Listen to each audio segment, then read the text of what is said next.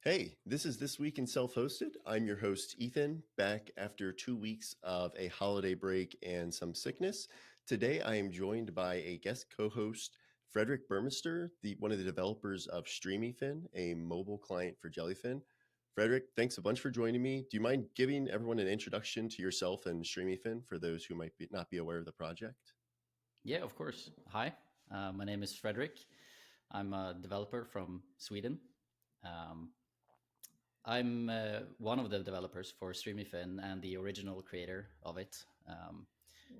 I think I started in like October creating the app, and since then it's just blown up. And it's been an amazing journey. It's the people are so nice, and the community is just growing. I love open source. Um, so I think we're going to talk more about the app later. Do you want me to talk more about myself, or do you want to continue? Yeah, I'd love to hear it, but if you're not comfortable, we can move on. Up to you. No, it's fine. So um, where to start? I've always loved technology since I was a kid, honestly, and programming was like my dad's thing when I was young. Very not interested in programming at all. But then when I started university here in Sweden, I got into the C++ course, and from that point on, I was locked in on programming. So like my main thing. It's what I do when I wake up, and it's what I do when I go to bed. And I just love the problem solving part of being a programmer. You can create anything from scratch. You can do whatever you want. So when I started using Jellyfin, I came from Plex, but I've moved over to Jellyfin. Um, I just realized that I didn't have a good iOS client. I wanted to download my movies, and I wanted to Chromecast to my TV, and I also didn't want to pay for another app like Infuse or something. So Sure. I just set this goal for myself to create like a proof of concept app for Jellyfin. And since I had done some apps before in Expo, as it's called, React Native, I chose that as the framework for creating the app. And then I just went for it a weekend. Just created the app, threw in like Chromecast and downloads, and I think people were surprised how easy it is to create an app from scratch that has those features.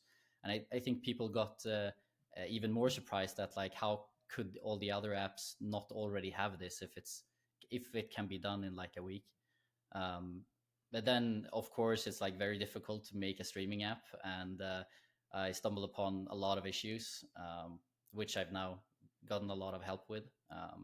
So the app, according to me, had a bit of a downturn after like we changed the video player and stuff. But now Hmm. we're back, and we're like launching new features. We just had the Jelly Seer integration into the app, which is like one of my favorite features so far. Yeah, that's huge. I just love if I don't have a movie in my Jellyfin library, I usually just have to open my computer, go into some program, fix the movie, whatever for my family members and stuff. I have Lunacy, another nice app on my phone, but to have it in my streaming client is such a big deal for me, and I think people would agree that that's amazing.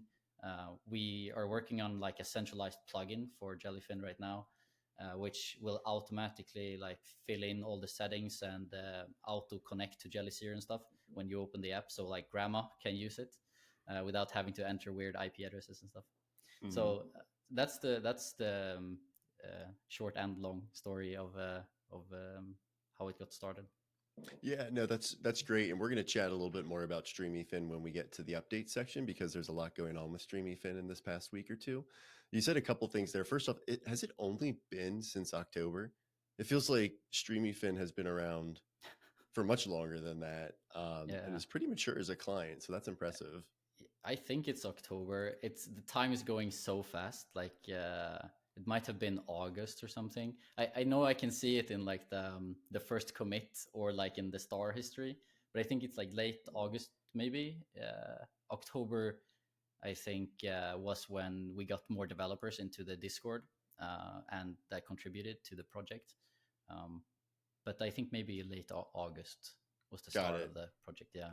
Yeah, and I wasn't trying to call you a liar. It's No, just no, like it's I know it hasn't been around long, but yeah, it does feel like it's been around longer than it actually has, yeah. which is crazy. One quick question before we jump into the Mm, newsletter content.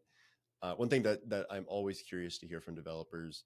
So obviously, Streamyfin is a third party client for Jellyfin, and there's a lot of discourse in the open source community when it comes to things like clients for platforms that are larger, like Jellyfin. Um, how do you how did you decide? Hey, I think I'm going to pursue my own project. I'm going to build something third party to get the things I want from an iOS Jellyfin app versus saying, hey, I'm going to contribute to the actual Jellyfin project and try to make their iOS app better. Yeah, I got that question as well.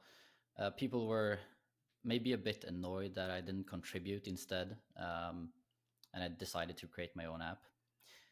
I I think it's much more difficult for like and slower for like a lone developer to just dive into such a big project as Jellyfin and try to contribute to that. And I just like side projects and just small stuff, so I just created it as a proof of concept maybe. But then I realized that that a lot of people wanted me to continue building upon it, and so I just decided to continue. It wasn't like a choice early on uh, to not contribute and to like create my own thing. Just a result of people's engagement, I guess. Yep. Yeah. And honestly, I don't think there's anything wrong with the direction you've gone. I think that's the beauty of open source is you can do that if you want.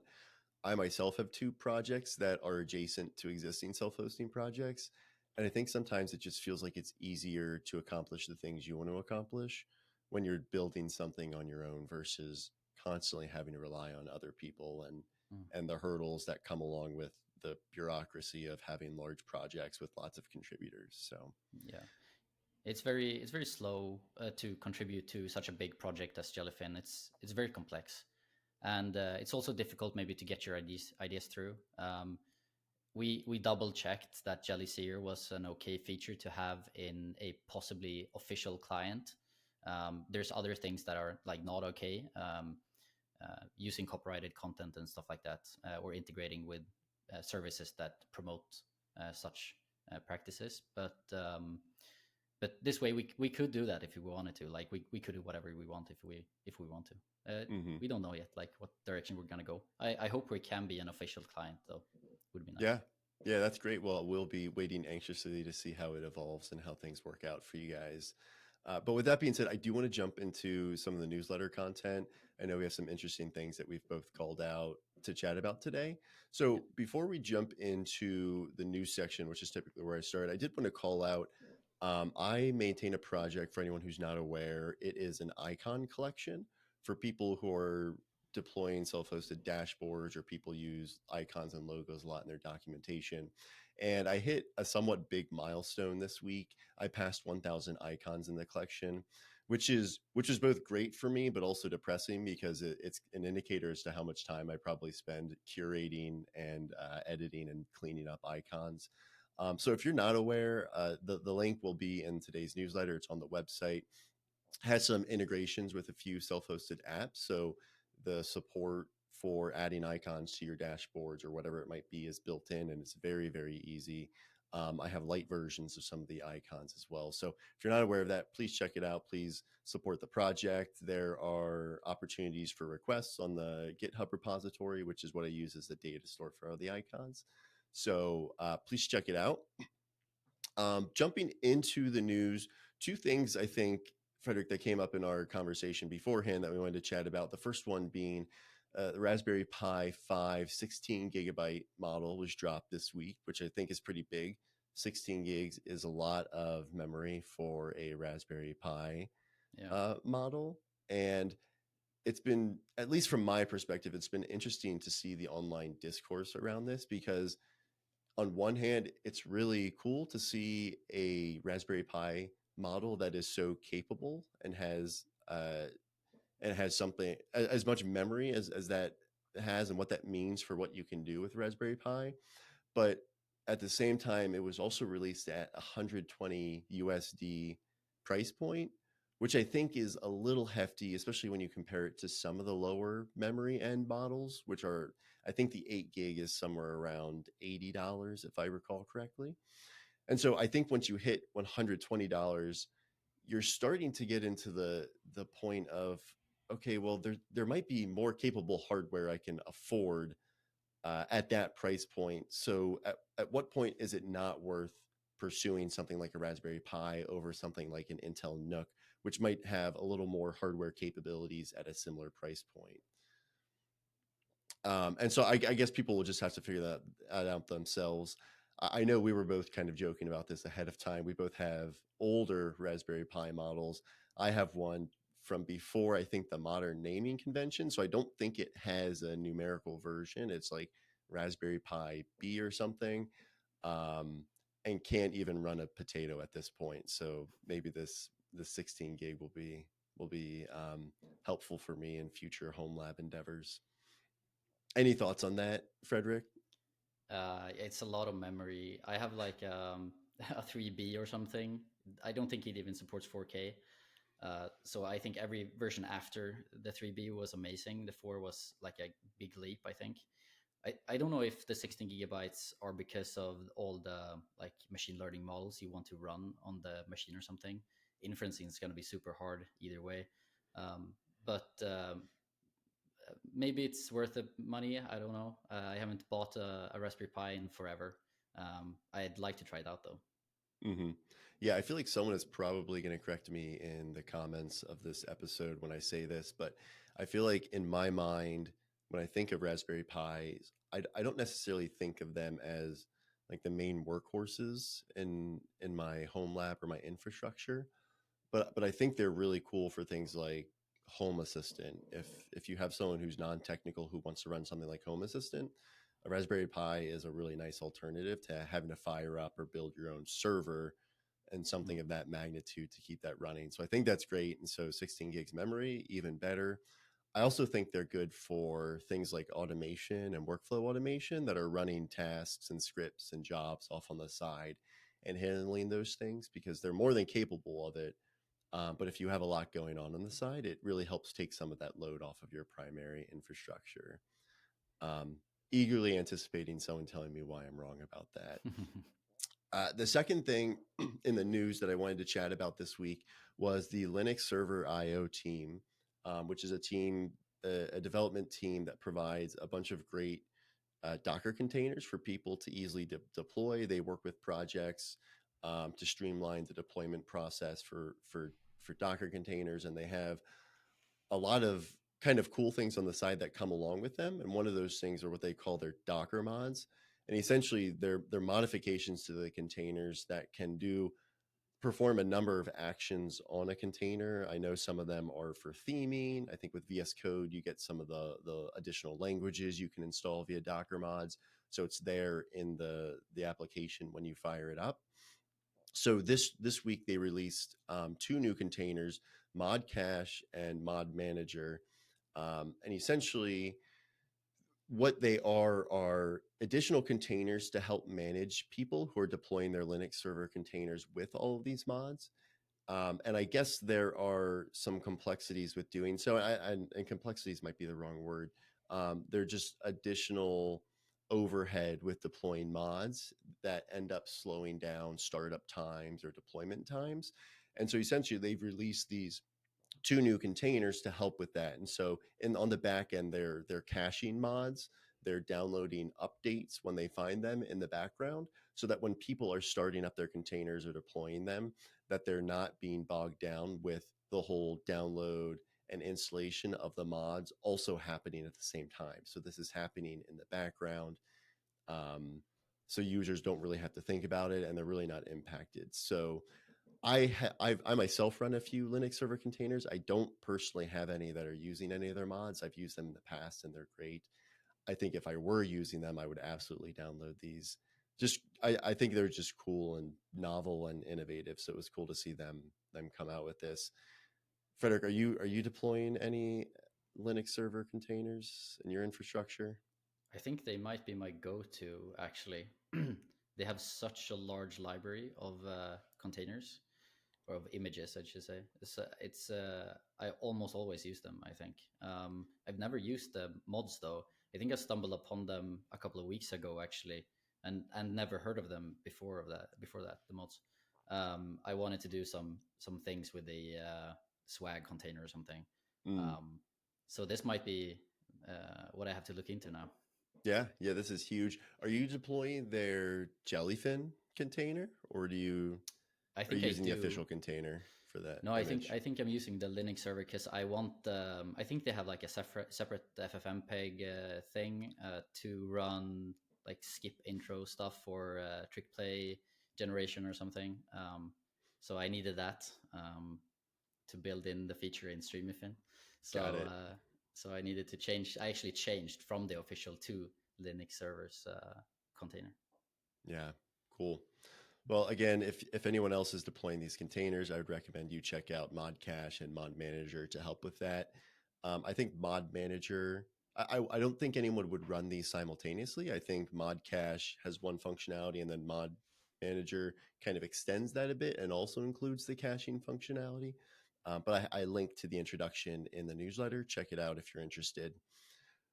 With that being said, want to jump into software updates. And Fredrik, I'm going to let you kick it off. I feel like I've talked enough through the news section, so I'm going to let people hear you chat a little bit about some of the software updates that stuck out to you this week. Yeah, thanks. Yeah, I went through the updates you listed in your newsletter, and it's amazing. There's a lot of updates, and I picked two that spoke to me. I saw the paperless AI in software updates, and I just had to try it out because I use paperless. It's an amazing project, and I store like all my documents there. And so I had to try this out. So and I did, and it's a great start. I love the summarizing documents using AI, and I think this is going to be a great addition to paperless. I think they have a bit to go, but it's looking great. So Yeah, that was my first pick. Yeah. yeah, absolutely. I'm glad you called this out. It's actually this project I feature in this week's content spotlight as Mm, well. I found it a couple weeks ago. It really stuck out to me, so I've had it in the queue for a little bit to feature. It's a really novel idea, and I think a great use for AI. I think people are experiencing some AI fatigue right now, and I think we're seeing people stick AI into things that maybe it doesn't make a whole lot of sense or it doesn't feel like a real use case. But I actually think this is a perfect use case for something like AI where you're feeding paperless all these documents. A lot of people are feeding it more than they can really consume or keep track of. And I guess that's the point of mm, paperless. And so this is just another companion to help people manage all the documents going into paperless. And I think it supports open AI, but also Olama. So for people who are self-hosting their own AI, it supports that, but also for people who haven't taken that plunge yet, open AI capabilities are there. I mm, guess everyone just has to decide what's the sensitivity of the documents you're feeding through paperless, and are you willing to potentially let AI sift through some of that, or public AI sift through some of that, and potentially compromise some of the information you might be sticking in there. So I guess that's something people should weigh before they deploy this. But otherwise, it's really cool, and it does not take much to spin up. It's really, do you have your API credentials for paperless, and then can you provide it for your AI model? And that's all you need to get this thing up and running. So, anything else stick out to you, Fredrik? yeah, I think at the bottom of the list there you have something called the wedding share, and that stuck out to me because I used to work as a photographer during my university years, and like one of the biggest issues in that company was like how do we share the photos with our customers, and how do we have them like review them and then send back what photos they want to like print. So a project like this I know is like it has a real use case, and it's a missing thing in that industry. So I just this stuck out to me because I think this could be something great, and I haven't actually tried this project yet because I use Image and their like sharing thing, but that's more personal for Hmm. like family and friends. I think this would be great for like startups who like photography and want to share their images with people. Yeah, absolutely. And I think the update this week was for video uploads. Yeah, so support for video That's uploads. There's a great. new consolidated gallery, which I think is cool. Obviously, weddings are often about much more than photos. I'm also intrigued by this project. I've been married for some time now, so I don't have a use case for myself, at least within the context of my own wedding. But I thought about, hey, I actually have some close friends who are getting married later this year. Maybe I'll offer to spin this up. But I also feel there's a lot of pressure to make sure this is working well on the day of Mm, the wedding. So if if they're printing out the link on little notes for all the tables saying, "Hey, upload your photos here," I would be so afraid of it going down in the middle of the wedding and people not being able to upload their photos. Um, that's a nightmare just thinking about it, but also thinking about maybe trying having to troubleshoot it while I'm also trying to attend the wedding might be a little daunting.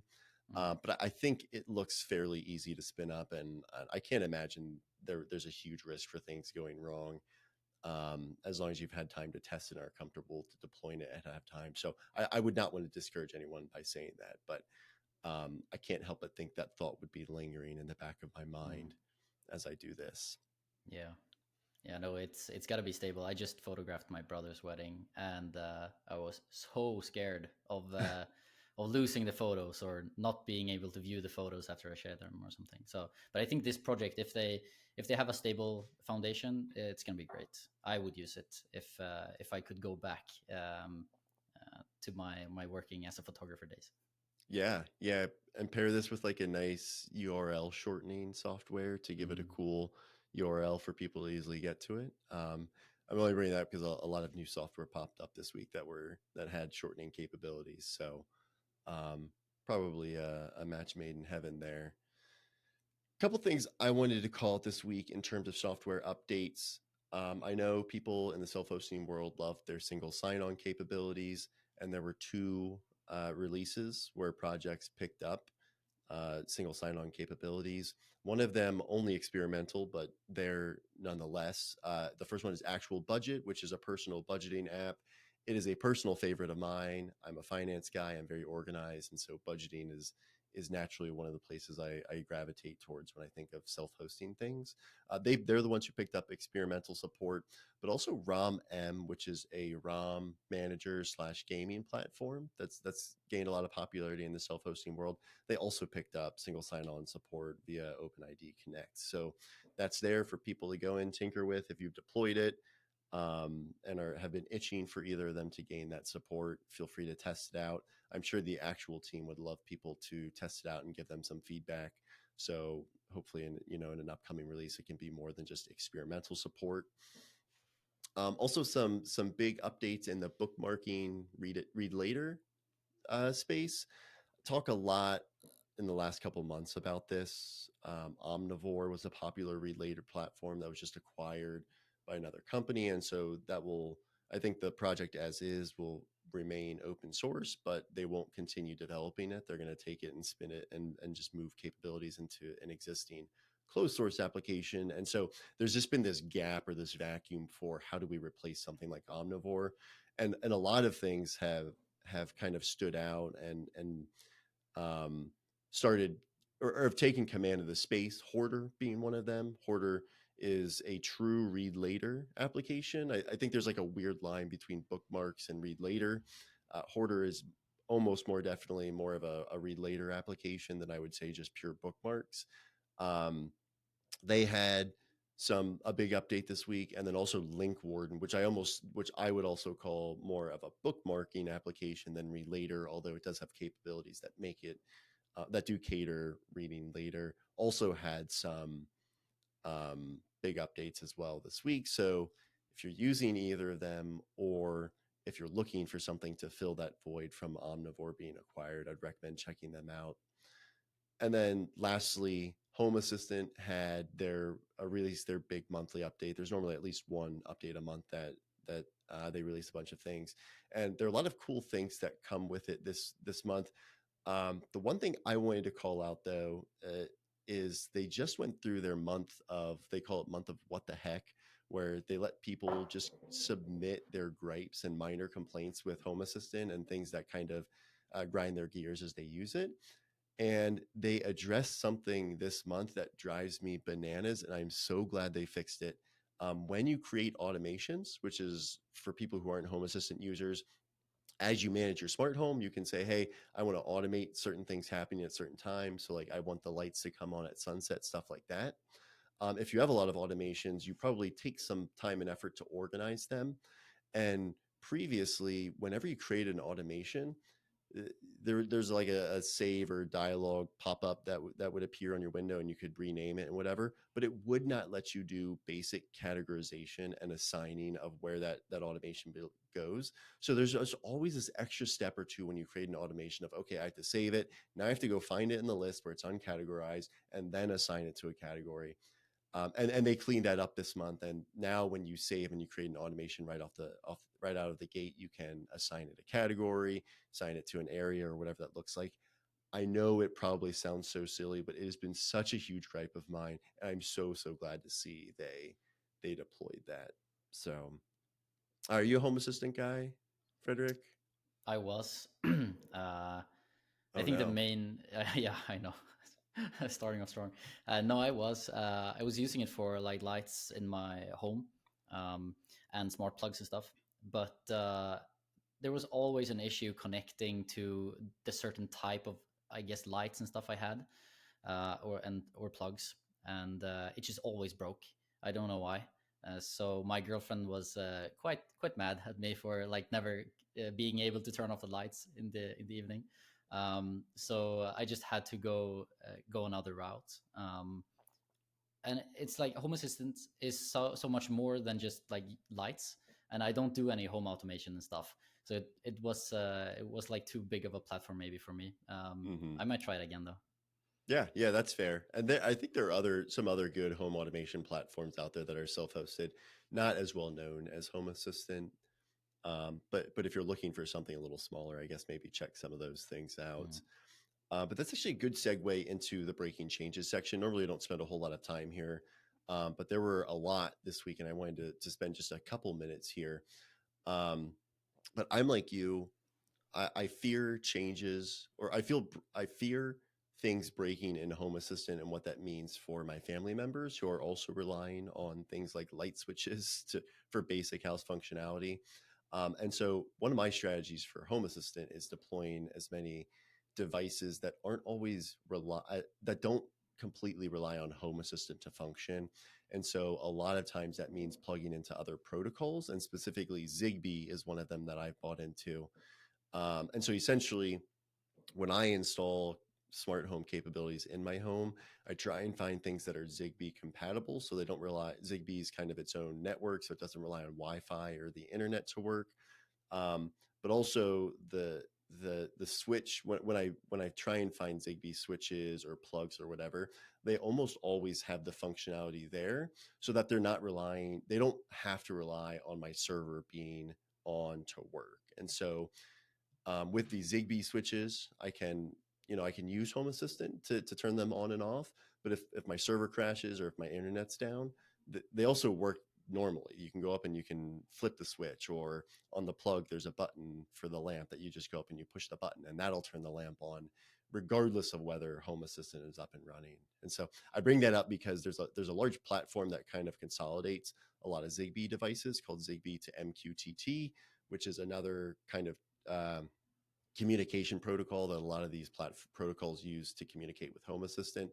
A lot of big, a lot of breaking changes this week. They had a major release. Their version 2.0 came out. If you're running that, would heavily recommend checking out the upgrade instructions before you update. There are some changes you need to make to your configuration file before you do that, or your integration with Home Assistant will break and you'll find your devices aren't working. Don't ask me how I know that.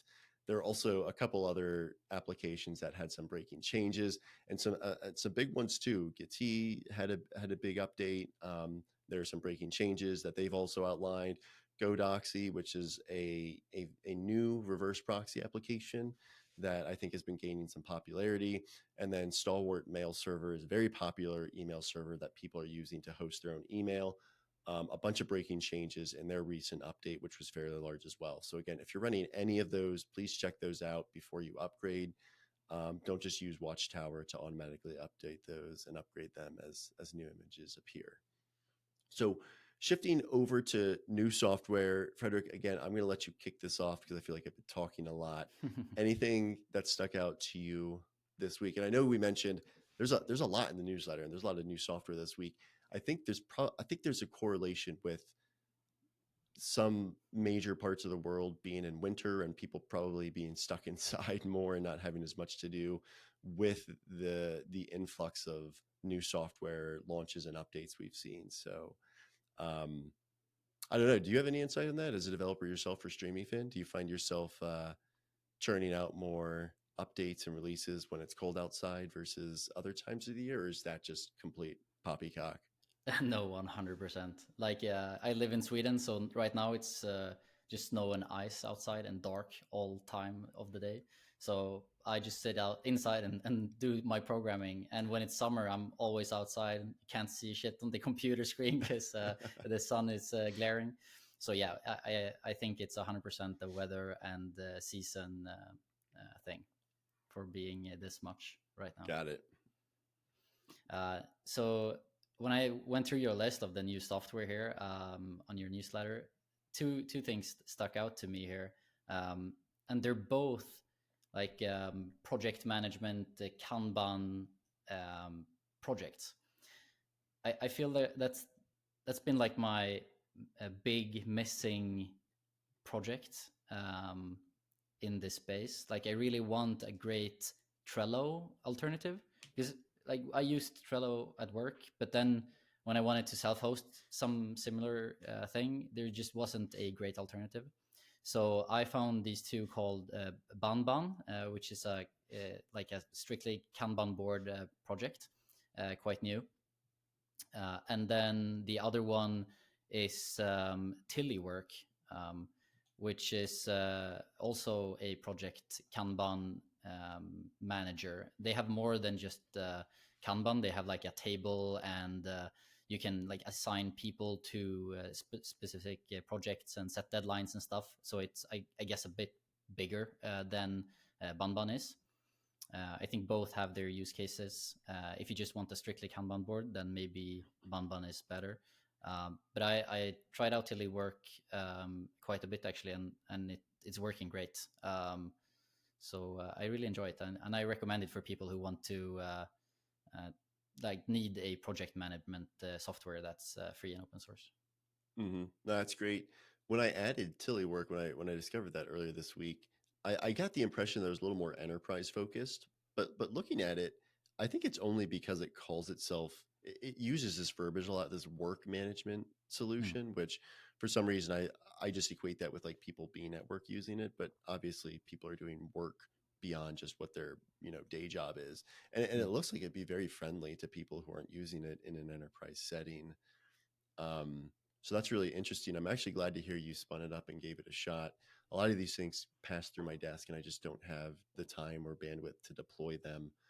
So it's cool hearing that you're able to do this. I also think Bon wins my favorite software name of the week award. Yeah, it's cute. There's just like something fun and cutesy about Bon, and I don't know why I can't explain what it is, but I love the name behind that. I think that's really interesting. Have you ever used Vicunja at all? Are you familiar with that No, never. application?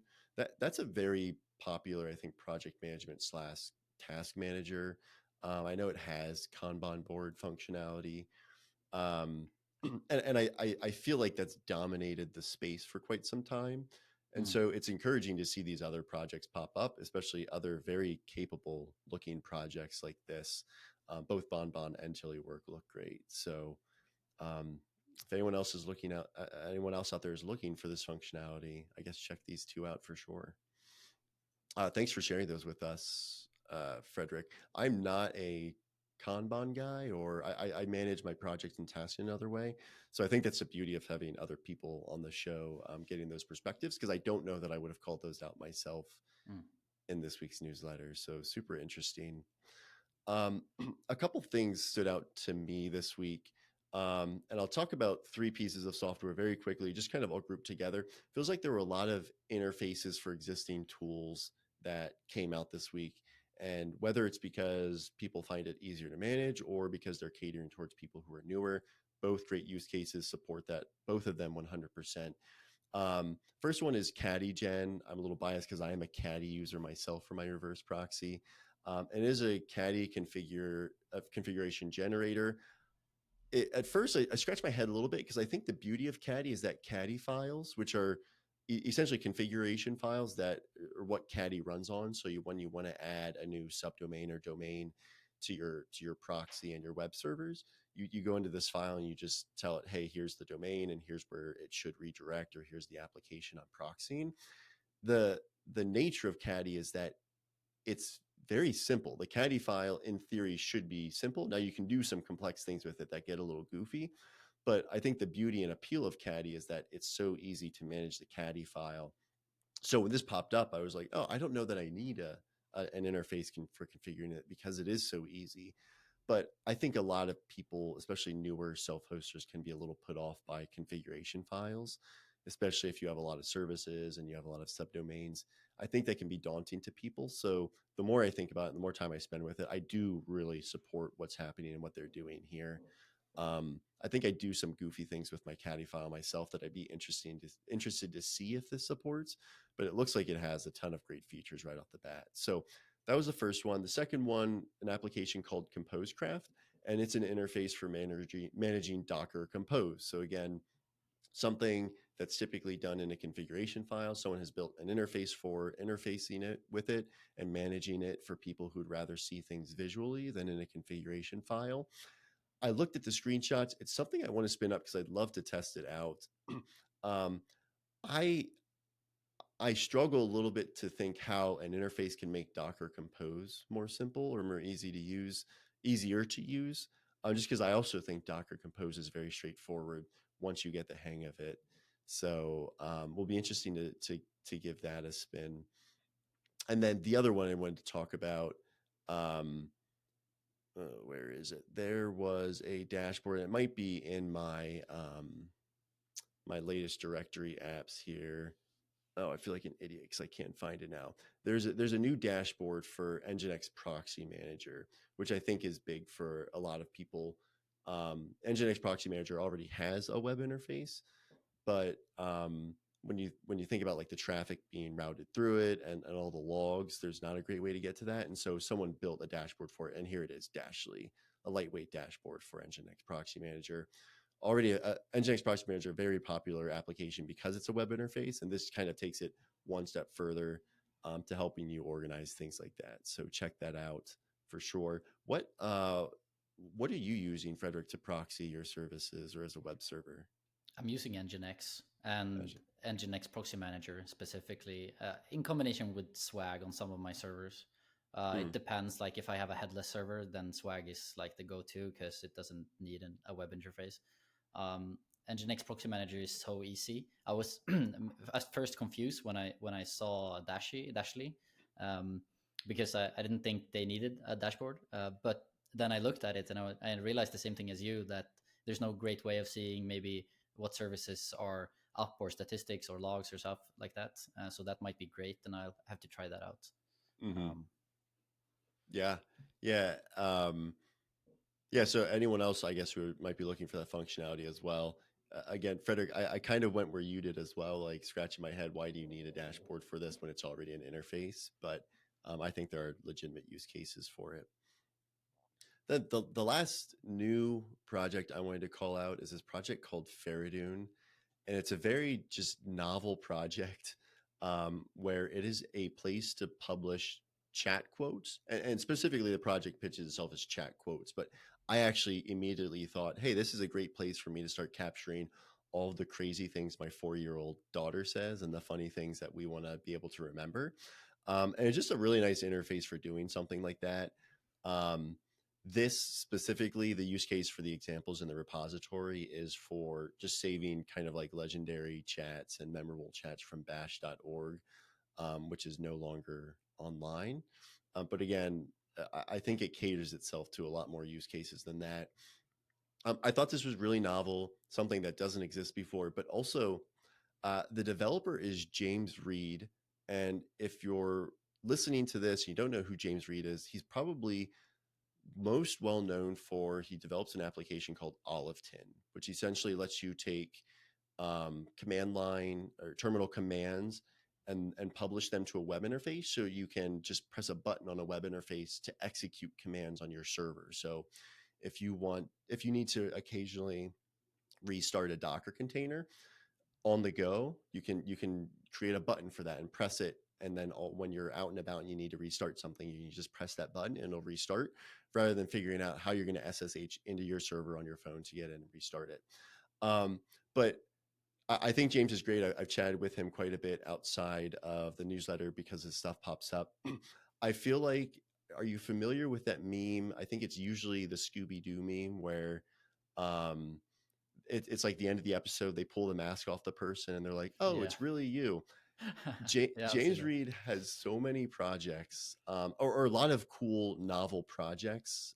If you come to his repository and check them out, or his GitHub profile and check out his repositories, you can see he has a lot himself that he's contributed, but he's also built a lot himself.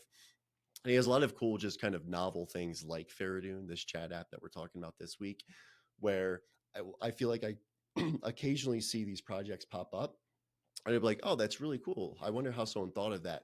And then, pulling the mask off, I'll go and be like, oh, it's a James Reed project, of course. And this was one of those. You see this pop up and it's like, wow, this is really cool. And usually the giveaway is, I really appreciate this about the projects he releases, is in his repositories. He always has a disclaimer. He calls his projects no nonsense open source projects. So very straightforward. It's open source. You don't feel like I won't accept contributions for development. I'm providing this as open source. There's no special versions that I'll host for people, no data collection, no telemetry, anything like that. And usually, like, that's the giveaway before I even see that he's developer. That based on the profile of the repository, that's normally how you can tell, oh, this is probably a James Reed project that's coming through. So check out Faradun. Also check out some of his other projects, especially Olive Tin if you're not familiar with it. So with that being said, I think that's all we're going to go through today. There's a lot of other great content in the newsletter. I discovered a ton of great new projects that have been added to my self-hosted application directory, which is akin to Awesome Self-Hosted, just a directory for people to browse and discover new software. Also, some great community content coming through this week. A lot of great guides, actually. Some weeks it feels like lately I haven't had a ton of great community content to feature in the newsletter. This week there was no shortage of it. A lot of great guides, an awesome guide on installing Headscale if you want to use Tailscale, but don't want to rely on third-party services to execute that. A great Linux beginner guide for people, and then of course Content Spotlight. Talk a little bit more about paperless AI, which Fredrik, you brought up during this discussion in the software updates. So with that being said, before we sign off, Fredrik, if people want to connect with either you and or the Streamyfin team, um, where can they do that? Are there places online they can go to find you? And then second, how can people support you and the Streamyfin project? Are there outlets where they can do so? And what's the best way for people to do that, whether it's contributions or monetary donations? The best way to get in contact with me or us are via the Streamyfin GitHub and or via my personal GitHub. Um, and from there, please join our Discord because in there we talk a lot about Jellyfin, Streamyfin, off-topic stuff. We have great discussions and a great community. Um, I'm so glad that people are joining, and we saw an uptick. I think last week, a lot of people joined, and it's been really amazing seeing the community come together. And I really enjoy talking with people. I think that's the main thing that drives me to create these things. So please join our Discord. It's an amazing place. And if you want to contribute, then do so by submitting code. It's I think that's the best way to contribute to this project. It also helps take the load off on from our developers and from me. It's always difficult to support open source projects because you normally need a day job on the side, or this is the side, and it's very hard to find time to always contribute. So if you Sure. are a React Native developer and or have some React experience, then please, it would be amazing. If you want to support the project by donating money, then we have a Patreon you can join to get into the beta for the app. I know that might sound strange to some people that you have to pay to access, which is not in line with free open source. But everything is free. The app is free. The code is open source. The app on the Play Store and App Store is free. It's just the time it takes for us to create and submit test builds takes a lot of time, and it's a great way for like both the community and us developers to get some value out of that specific thing. But everything's gonna stay free for Streamyfin. But if you want, you can donate, or to me personally from the Buy Me a Coffee page. Perfect. And by the way, I don't think that's unreasonable. I know you said it's open source project, but Mm, especially because Streamyfin is primarily mobile clients, there yep. are costs associated for those who don't know with publishing applications to the various application stores, whether it's the App Store on iPhones or the Google Play Store for Android phones. So I'm sure some of those contributions also go towards offsetting some of those costs as well. Um, Yes, one hundred so that sounds percent. great. Yeah. For people who can't code, Fredrik, are there opportunities for them to contribute maybe with documentation, or are you looking for help translating the application to other languages? Yeah, that's great that you mentioned that, because we have an open a pull request on GitHub right now for translations. And if you are speaking any other language than English or Swedish, then we'd love your translation contributions. Um, and if you want, also you could submit issues or feature requests, or just any text related changes are very welcome, or screenshots or graphical stuff. We'd love to have like a promotion video. Um, all that stuff is also greatly appreciated. Yeah. Perfect. That's great to hear. And that's normally the case, I feel like, with open source projects. I feel like people might be intimidated because they don't know how to code, but there are Mm, always opportunities to contribute in ways other than, programming aspects of the application. So, Fredrik, I'm going to include a bunch of these links in the show notes and the description for those who are listening to this via podcast today. If you want to get involved with Streamyfin, please do so. Would highly encourage it. It's a great application. I've had a lot of great interactions with you and Chris, Fredrik. So it's cool to see the application grow and to watch it mature and hopefully become a first party client. So best of luck with that. And maybe we can have you back for the next big update in a couple weeks or months, however long that takes. thank you. That would be great. It's been really fun chatting with you, Ethan, and I love your newsletter. I think it's great that you're doing these podcasts with people on every week or something. It's super fun. Cool. Well, thanks for the kind words. And thanks again, everyone, for listening. I will link to the newsletter below as well if you need a link to that. Otherwise, have a great weekend and happy self hosting.